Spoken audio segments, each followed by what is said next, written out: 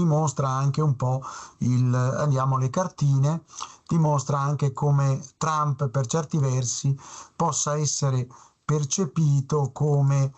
forte con i deboli e debole con i forti. Un'altra versione del ragionamento è la seguente invece, cioè che invece bisogna per certi versi trattare. Ecco, qui per esempio per i dazi la posizione sembra quella della trattativa, pur mostrando i muscoli, quella vittoriosa da parte della Cina. Qui vedete i dazi che poi vanno su e poi tornano giù, perché adesso c'è la tregua dei 90 giorni, fatto un accordo con la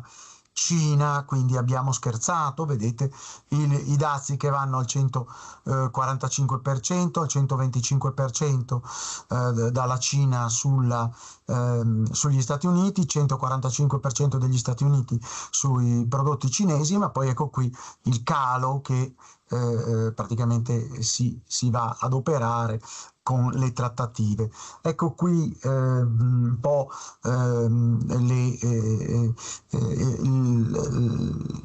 i partner commerciali, ecco, sull'import ed export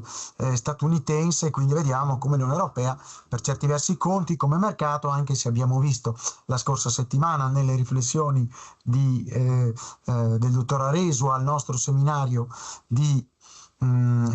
storia che ha aperto il 29esimo corso di geopolitica a Udine,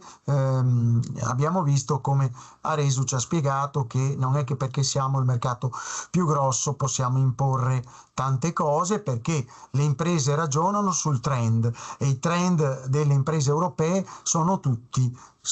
negativi. Qui vediamo ecco la situazione sul campo, vedete i territori della Ucraina che non sono ancora sotto la sovranità russa, e quindi da questo punto di vista dobbiamo fare questa riflessione. Ecco, questo è quello che vorrà probabilmente Putin, ed è per questo che si sottrae alle trattative.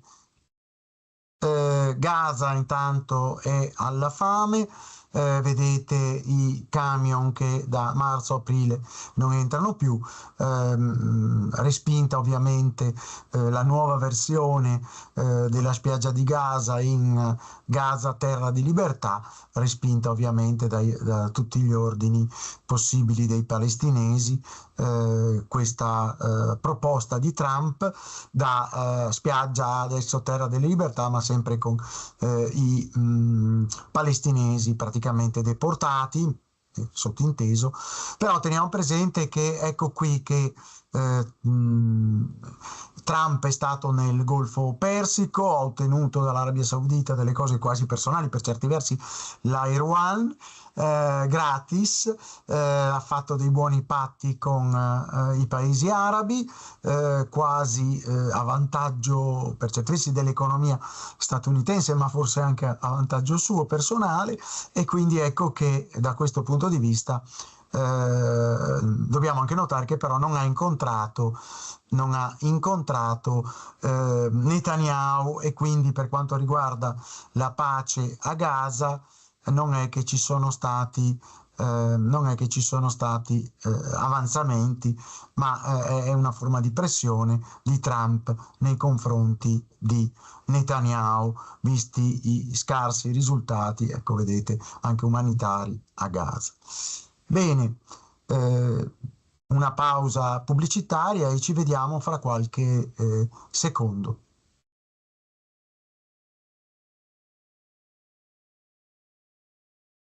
Anzi, scusate, non c'è una pausa,